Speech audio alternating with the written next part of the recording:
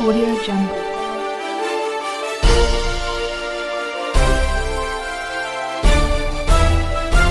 Audio Jungle. नमस्कार, स्वागत है आप सभी का इंडिया टीवी 360 में और आप देख रहे हैं नागपुर से सविता कुलकर्णी की खास रिपोर्ट। श्रीराम जन्मभूमि के कोषाध्यक्ष गोविंद गिरी महाराज का नागपुर में हुआ आगमन। श्रीराम जन्मभूमि के निर्माण कार्य में लगने वाले निधि समर्पण को एकत्रित करने के लिए श्रीराम जन्मभूमि के कोषाध्यक्ष गोविंद गिरी महाराज का नागपुर में हुआ आगमन। आइए जानते हैं राम जन्मभूमि के बारे में पत्रकारों से विशेष वार्तालाप। और यहाँ पर तो कोई भक्ति नहीं है, इन सबका मैं हार्दिक स्वागत करता हूँ। जिस विषय को लेकर के आज की चर्चा करनी है, यह विषय वैसे सर्वविदित है। 5 सदियों के संघर्ष के पश्चात भगवान श्री राम की जन्मभूमि के ऊपर उनके गौरव के अनुरूप मंदिर का पुनर्निर्माण करने के लिए एक समिति, एक न्यास गठित किया जाए, इस प्रकार का आदेश उच्चतम न्यायालय ने केंद्रीय सरकार को दिया और उसके अनुसार गठित न्यास में पहले न्यासी के रूप में और बाद में कोषाध्यक्ष के रूप में सेवा करने का दायित्व मेरे पास आया। कोविड के कारण हमारा मंदिर का निर्माण कार्य बहुत मंद हो गया, यह स्वाभाविक था, लेकिन अब उसे हम गतिमान कर रहे हैं। जब इतना बड़ा निर्माण कार्य होना है तो उसमें निश्चित रूप से धन की भी आवश्यकता रहेगी और अभी का यह अभियान, यह निधि समर्पण का अभियान है। इस अभियान के अंतर्गत हम लोग अभी लोगों से संपर्क कर रहे हैं, बड़े दानदाताओं के साथ बातचीत कर रहे हैं और रचना कर रहे हैं कि किस प्रकार 15 जनवरी से 27 फरवरी तक चलने वाला यह लोक संपर्क अभियान सफल हो जाए। मकर संक्रमण से माघ की पूर्णिमा तक, यानी 15 जनवरी से 27 फरवरी तक चलने वाला यह अभियान एक विशेष अभियान होगा। इच्छा हमारी यह है कि यह मंदिर किसी एकाध दानदाता के अथवा कुछ लोगों के निधि में से न बने। कोटि लोगों की यह भावना है कि हम इसमें सहभागी हो और हम सबकी भावना का आदर करते हैं। हम सबको लेकर के, साथ में लेकर के इसका निर्माण हो, इसकी ओर ध्यान देते हुए इस अभियान की रचना कर चुके हैं, जिसमें 1000 रुपयों के, 100 रुपयों के और 10 रुपयों के कूपन्स होंगे और हम छोटे छोटे 10 रुपयों के कूपन्स लेकर के बिल्कुल हमारे समाज के अंतिम मनुष्य तक जाने का प्रयास करेंगे। झुग्गी झोपड़ियों तक, वनांचलों तक, पर्वतों पर भी, और सामान्य से सामान्य मजदूरी करने वाला व्यक्ति भी 10 रुपये देकर के उस मंदिर के निर्माण में सहभागी हो। ये बात हम लोगों को बहुत महत्वपूर्ण लगती है। हनुमान जी की शक्ति से सेवा करते हैं। भगवान श्री राम का सेतु बंधन होते समय गिलहरी ने गिलहरी की भी सेवा की। उस समय सेवा का स्वरूप कितना छोटा बड़ा था, यह बात दूसरी होती है। भक्ति के स्वरूप में छोटा बड़ा नहीं होता है। इसलिए कोई धनवान व्यक्ति दान करता है और कोई एक सामान्य मजदूर भी दान करता है 10 रुपयों का, हम उसका भी उतना ही आदर करते हैं। इस माध्यम से 4 लाख गांवों तक पहुंचने का हमारा संकल्प है। कम से कम 11 करोड़ परिवारों तक हमारे कार्यकर्ता स्वयं पहुंचे, इस प्रकार का हम लोगों ने विचार अपने सामने रखा है। और मुझे लगता है कि समाज में जिस प्रकार का उत्साह है जिस प्रकार की श्रद्धा भावना जगी हुई है, उसको देख करके यह कार्य अत्यंत अच्छी तरह से सफल होगा, ऐसा हमें विश्वास है। इस मंदिर के निर्माण कार्य के बारे में अनेक लोगों को अनेक प्रकार की जिज्ञासाएं होती है और उनके भी उत्तर मैं पहले ही कुछ दे देता हूँ। बाद में आप जो पूछना चाहेंगे पूछ सकते हैं। मंदिर का निर्माण कार्य आरंभ वैसे तो मार्च से ही हो गया था और इसका कारण ये था कि परम श्रद्धेय स्वर्गीय अशोक जी सिंघल ने लार्सन एंड टुब्रो इसके उस समय के 25 वर्ष पूर्व के जो संचालक थे उनसे उस समय भी बातचीत कर ली थी कि आपको ये सेवा करनी है, और इसलिए वे भी स्वयं आगे आए और उस वचन का पालन करने के लिए उन्होंने अपनी प्रतिबद्धता जताई।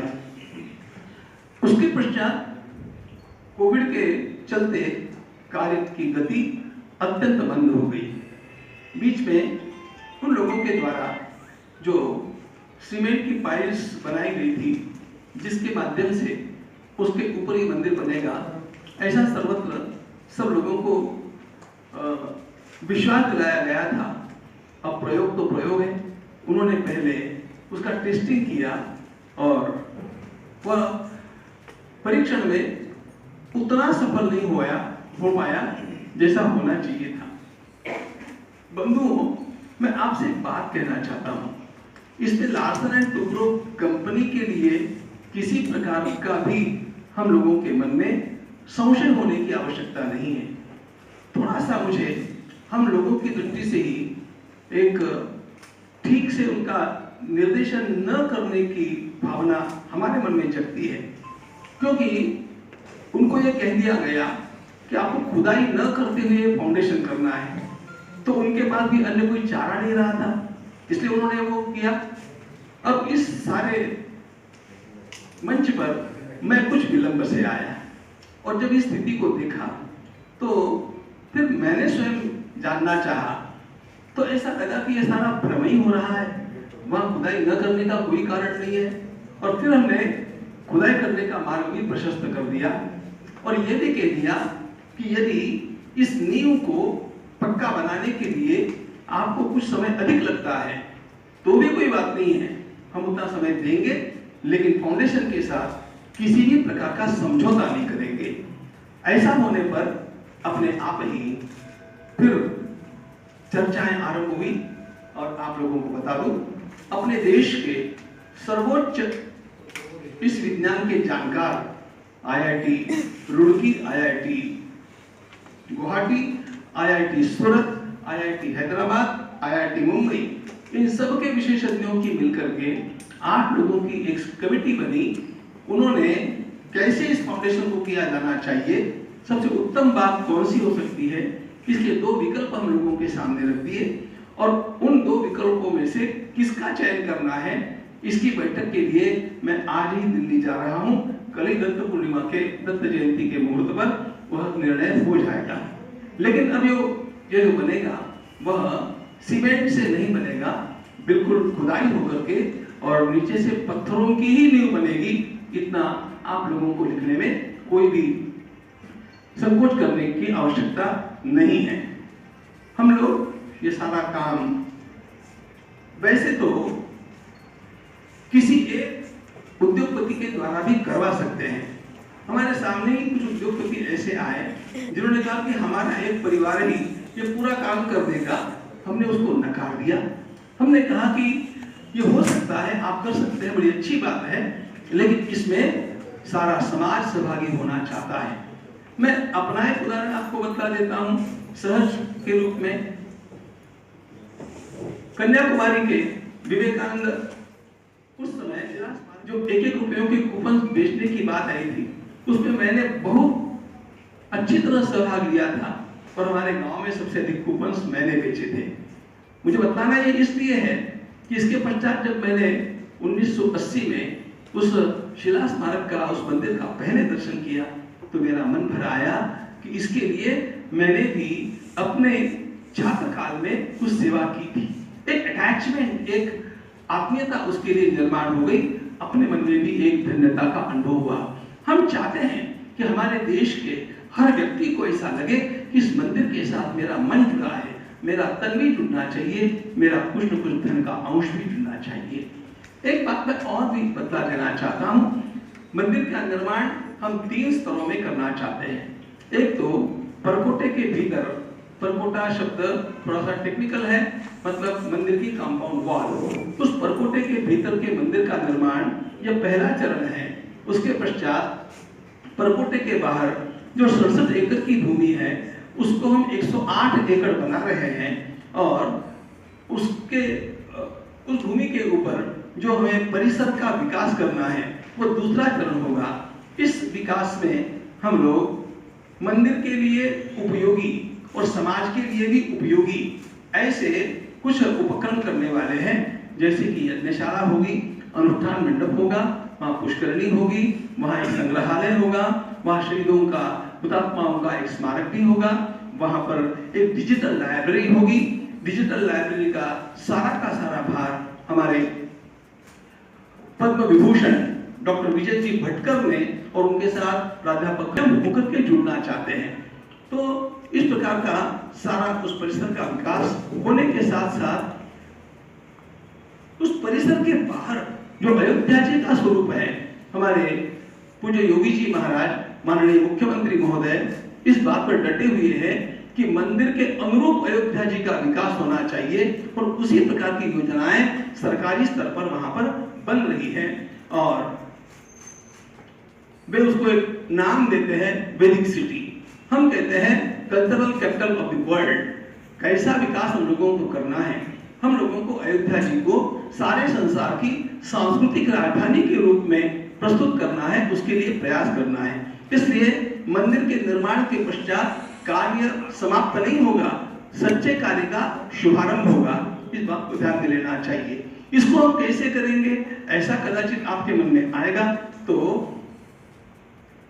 हमारे देश के सभी प्रदेशों में राम जी की भक्ति है, इसको तो आप लोग जानते हैं, भली भांति जानते हैं। लेकिन हमारे देश के समीपस्थ जो देश हैं, नेपाल है, भूटान है, सिक्किम है, ब्रह्मदेश है, थाईलैंड है, श्रीलंका है, बांग्लादेश है, जिसको आप पाकिस्तान कहते हैं वो है, अफगानिस्तान है, इन सारे देशों में भी राम भक्तों का निवास है। उन राम भक्तों के साथ हम संपर्क करेंगे। संपर्क कैसे करेंगे? वहां के कुछ छात्रों को अयोध्या जी में आने की प्रतिवर्ष व्यवस्था करेंगे। उन लोगों को लगना चाहिए कि भारत में हमारा कौन है, श्री राम हमारे हैं। हम उनको लाकर के भारतीय संस्कृति से परिचित कराना और एक प्रेम भाव बढ़ाना, देशों की सीमाओं को लांघ करके, सारी राजनीति को भी लांघ करके हम केवल मानवीयता के धरातल पर और प्रेम को अपना संबल बना करके जहां कहां के राम भक्त उसके साथ जुड़ना चाहेंगे, उनके साथ समरसता का वातावरण बनाएंगे। और इसी प्रकार का वातावरण हम अन्य सुदूर देशों के साथ भी बनाना चाहेंगे। तो अपने आप ही लोगों के मन में भगवान श्री राम केवल हिंदुओं के आराध्य दैवत के रूप में नहीं, मानवीय जीवन मूल्यों के आदर्श के रूप में प्रतिष्ठापित होने चाहिए। क्योंकि भगवान श्री राम समस्त संप्रदायों से ऊपर है। भगवान श्री राम ही is the all the highest moral values personified, that is Shri Ram. वे धर्म की साकार मूर्ति है और इसलिए जितने भी गुण मानव के उत्थान के लिए उपयोगी है, विश्व बंधुत्व के लिए आवश्यक है, वे सारे गुण भगवान श्री राम में होने के कारण भगवान श्री राम आज राष्ट्रीय चेतना के प्रतीक बने हैं। वे वैश्विक सज्जनता के प्रतीक बनने चाहिए। इस प्रकार का उसका विस्तार हम लोग करना चाहते हैं। इसलिए अब ये अखंड चलने वाला काम है। 5 अगस्त को इस कार्य का आरंभ हुआ, राष्ट्र की चेतना जगी और अब राष्ट्र उसके लिए समर्पण करने के लिए खड़ा हो रहा है। अब ये सारी बातें लोगों तक अच्छी तरह से पहुंचाने का काम करने वाले हमारे प्रिय सारे पत्रकार बंधु यहाँ पर बैठे हैं। आप सभी को धन्यवाद ज्ञापित करता हूँ और आपकी जिज्ञासाओं को निमंत्रित करता हूँ। बेलापुर मेरी जन्मभूमि नगर जिले में, और एक मंदिर हमने बनाया। मंदिर और मस्जिद की दीवार एक ही है। मेरे प्रवचन वहां पर होते हैं तो वहां पर मेरे सारे मुस्लिम भाई श्रवण करने के लिए आते हैं। और इस मंदिर के बनते समय उसको जो पानी चाहिए था वह पूरा का पूरा अब क्या हो गया, दोनों की दीवार एक है तो वो दीवार टूट गई। दीवार टूट गई तो हमारे सब लोगों को डर लगा। उन लोगों ने कहा कि अब इसका क्या होगा। मुसलमान भाइयों ने आकर के कहा कि महाराज आप इनको बोल दीजिए चिंता नहीं करना, ये दीवार हम ही बांधेंगे और मंदिर को पूरा पानी हम ही पहुंचाएंगे। भ्रातृत्व भावना ये महत्वपूर्ण बात है। इस देश का सारा मुस्लिम बिका हुआ नहीं है, अभी भी देश में राष्ट्रभक्त मुस्लिम बहुत है, लेकिन कुछ लोग उनके नेता उनको बरगलाते हैं। इसलिए ध्यान रखना, हम लोग एक इस प्रकार का भारत खड़ा करना चाहते हैं जो इनके बड़े भारत माता के साथ निरंतर एक निष्ठ रहेगा। उसमें हम हिंदू मुस्लिम की बात नहीं करते हैं। और भगवान श्री राम इस समरसता के प्रकार जो वंचित परिवार से, जिसको आप लोग दलित कहते हैं, उनसे आते हैं और वे हमारे साथ बैठते हैं। और आपकी जानकारी के लिए बता देता हूं, इसका जब पहला शिलान्यास हुआ था 1979 में, वह उनके हाथों से ही हुआ था, उनके द्वारा ही वो पूजा की गई। हम लोगों को हमारे देश के जागरण से मतलब है, राष्ट्रीयता के जागरण से मतलब है। और राष्ट्रीयता के साथ जो है वो अपने आप इससे लाभान्वित होंगे तो उनकी बात है, लेकिन हमारा दृष्टिकोण वो नहीं है। सर इसमें शासन, लेकिन यदि कोई शासन देता है तो हमें अस्वीकार करने का कोई कारण नहीं। सर डिजाइन फाउंडेशन के जो 2 विकल्प दिए गए हैं, उन 2 विकल्पों में से किस विकल्प का चयन करना है, ये कल की बैठक में निश्चित। आईआईटी दिल्ली और कौन सा आईआईटी कानपुर? ना, IIT Roorkee, IIT Surat, IIT Mumbai, IIT Guwahati, IIT Delhi और आईआईटी हैदराबाद। Audio Jungle.